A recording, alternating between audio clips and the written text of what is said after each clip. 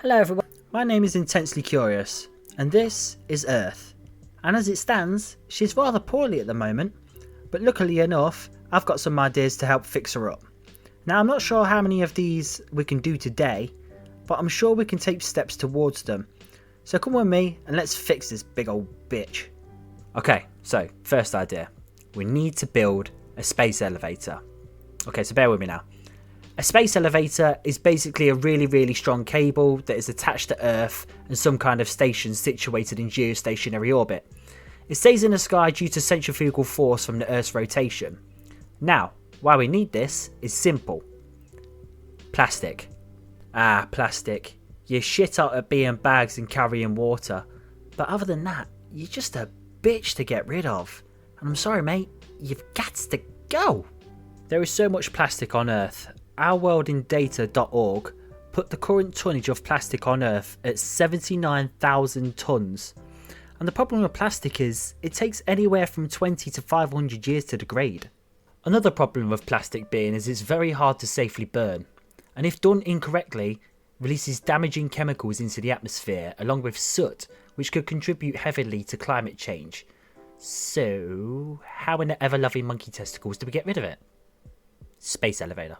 We could keep sending up crushed cubes of plastic and throwing it at the sun, thus getting rid of our plastic problem. So yeah, space elevator good. The second beneficial thing we could do is plant loads of trees and figure a sustainable way of logging.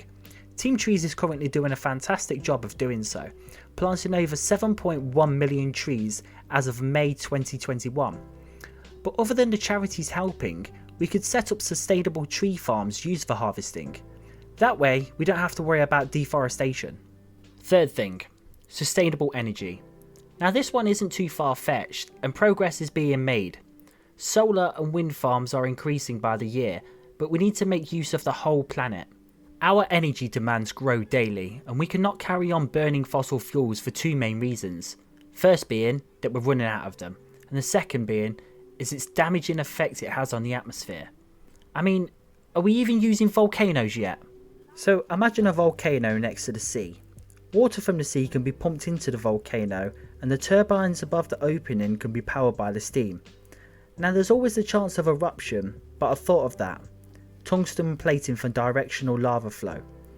We can build plating that surrounds the volcano, so if the lava ever does breach the surface, it can be safely led towards the sea. Great sustainable energy and safer communities that live near these giants.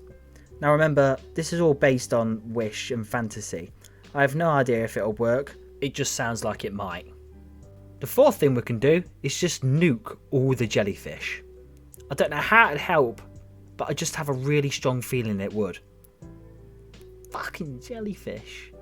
Fifth idea, switching all vehicles to electric, which I'm pretty sure is happening already. The UK currently has plans to ban the sale of all petrol and diesel cars by the year of 2030. Meaning people will have to switch to electric, which is going to lower emissions significantly. And that's basically that idea.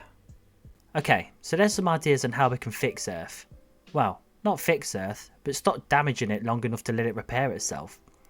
I'm usually very pessimistic about things like this, but I do remain hopeful humanity can get its shit together and live in harmony with the planet rather than destroy it and harvest it.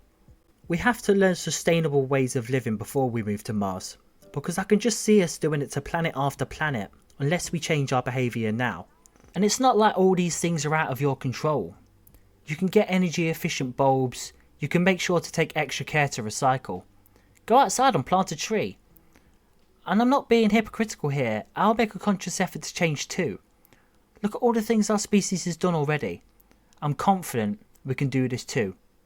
As always, thank you for watching and stay intensely curious.